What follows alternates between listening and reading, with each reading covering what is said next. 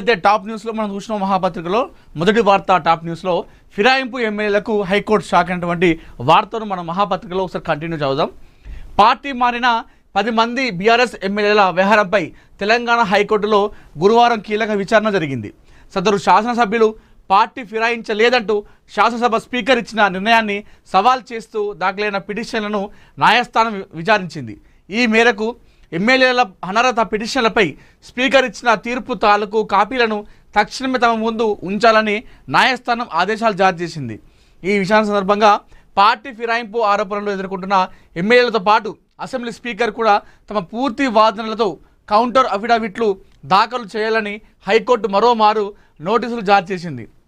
వాస్తవానికి ఈ కేసు వ్యవహారంలో న్యాయస్థానం గతంలోనే వీరికి నోటీసులు జారీ చేసినప్పటికీ ఇంతవరకు ఎవరు కౌంటర్ దాఖలు చేయకపోవడం పట్ల విచారణ సందర్భంగా కోర్టు తీవ్ర అసంతృప్తి వ్యక్తం చేసింది. అందరూ తప్పనిసరిగా కౌంటర్లు సమర్పించాలని స్పష్టం చేస్తూ ఈ కేసు తదుపరి విచారణను వచ్చే నెల 22వ తేదీకి వాయిదా వేసింది. ఇది కథ. ఏదైతే ఈ ఫిరాయింపు ఎమ్మెల్యేల పరిస్థితి అయితే కక్కలేక మింగలేక అన్నట్టుగా అన్న చందంగా మారిపోయిందని చెప్పుకోవాలి.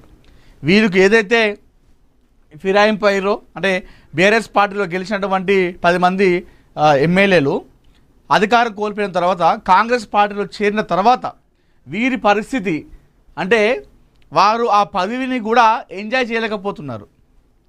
వీరికి ఒక భయం పట్టుకుంది. అంటే పుష్కన ఇప్పుడు హైకోర్టు కనుక షాక్ ఇచ్చి తీర్పు వాళ్ళకు ఇచ్చి వాళ్ళకు అనర్హత వేటు వేస్తే ఏంది పరిస్థితి అనేటువంటి ఒక టెన్షన్ అయితే పట్టుకుంది ఈ 10 మంది బీఆర్ఎస్ ఎమ్మెల్యేలు. ఈ వీళ్ళ పరిస్థితి మరీ దారుణంగా తయారైపోయింది. అంటే వాస్తవానికి కూడా కెమెరామెన్ గంగతో రాంబాబు సినిమాలో ఒక డైలాగ్ ఉంటుంది, క్లైమాక్స్లో డైలాగ్ ఉంటుంది. 25 మంది ఎమ్మెల్యేలు కేవలం ఇట్టున్నాడు మారిపోతే ఏం జరుగుతుందని తెలుసా అని చెప్పేసి డైలాగ్ కొడతాడు.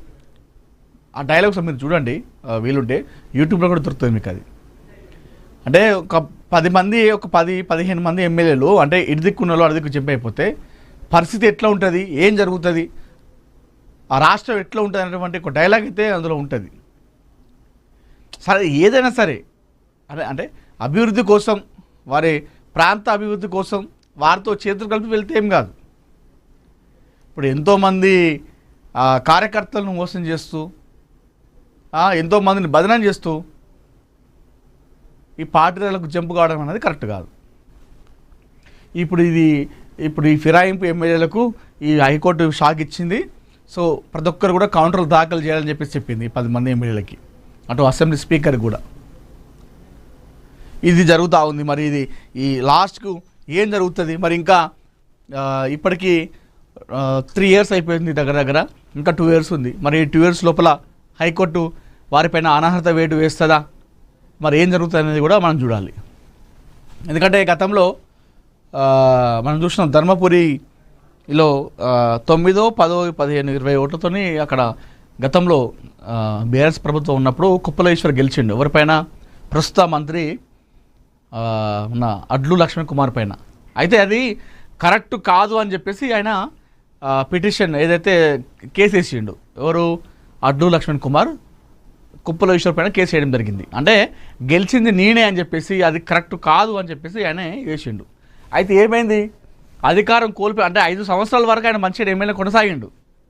ఆయన పోరాటం చేసిండు ఆయన మీద. కానీ 5 సంవత్సరాల వరకు ఆ ప్రభుత్వం ఉన్నంత వరకు ఆయన ఎమ్మెల్యే కొనసాగిండు. ఎప్పుడైతే ప్రభుత్వం కోల్పోయిండో తర్వాత అడ్లు లక్ష్మణ్ కుమార్ గారికి ఆయనకు పాజిటివ్గా అనుకూలంగా కేసు వచ్చింది. అంటే అప్పటి వరకు ఆయనకు జరిగిపోయింది అన్యాయం. అయితే 5 సంవత్సరాలు పదవిలో ఆయన ఉన్నాడు. అప్పటి వరకు ఏం జరగలేదు కేసు విషయంలో. చూద్దాం మరి ఇది ఇంకొక 2 సంవత్సరాల వరకు ఇట్లా నడుచుకుంటూ పోతుందా కేసు? మరి ఈ 2 సంవత్సరాలలో ఏమన్నా అనర్హత వేటు పడే అవకాశం ఉందన్నది కూడా మనం చూడాలి. సరే వీళ్ళ పరిస్థితి అయితే మరీ దారుణంగా తయారైపోయింది. ఏంది అసలు పదవిని ఎంజాయ్ చేయలేకపోతున్నారు ఎటు వెళ్ళినా కూడా.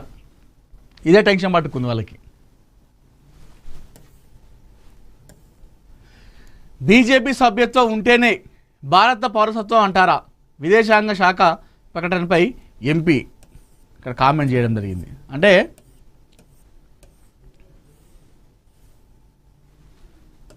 బీజేపీ యొక్క సభ్యత్వం ఉంటేనే భారత పౌరుల, బీజేపీ సభ్యత్వం లేని వాళ్ళు అంటే ఇతర పార్టీలు ఉన్నవాళ్ళు భారత పౌరులు కారా అన్నటువంటి ఉద్దేశంతో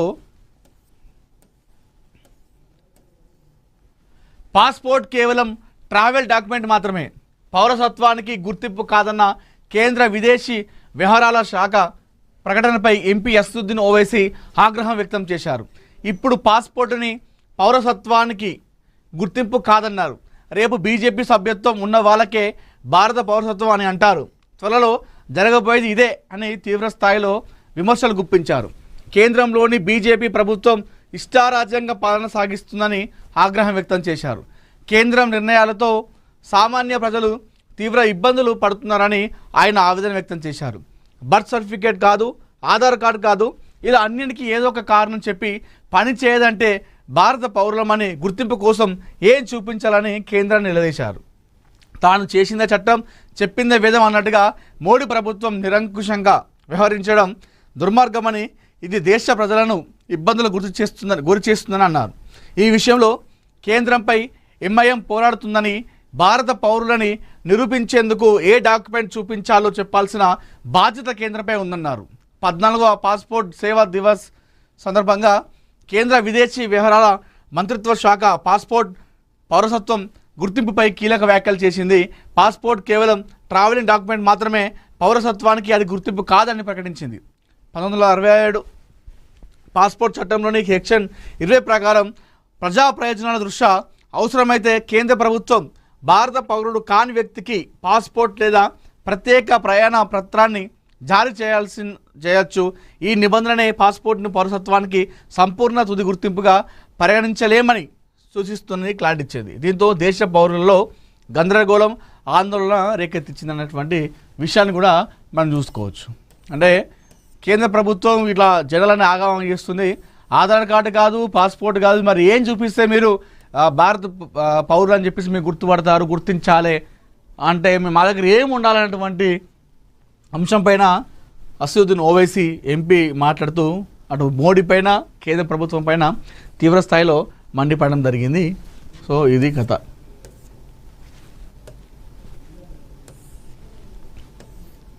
భద్రగిరికి నవశోభ అని చెప్పేసి చూడొచ్చు ఇక్కడ వార్తా టాప్ న్యూస్లో. 351 కోట్లతో అభివృద్ధి, 27 నుండి పనులకు శ్రీకారం అంటూ కూడా మనం ఇక్కడ వార్త చూసుకోవచ్చు.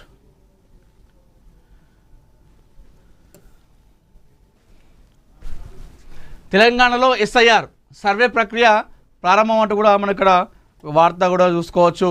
దాంతో పాటుగా అవును నేను గుంపు మేస్త్రినే, నా గుంపులో ఉన్న వారంతా బాగా పనిచేస్తారు, రేవంత్ అన్న అని పిలిపించుకోవడమే నాకు ఇష్టం, మూసిని ప్రక్షాళన చేస్తుంటే నా కళ్ళలో కట్టెలు పెడుతున్నారు, నా కాళ్ళలో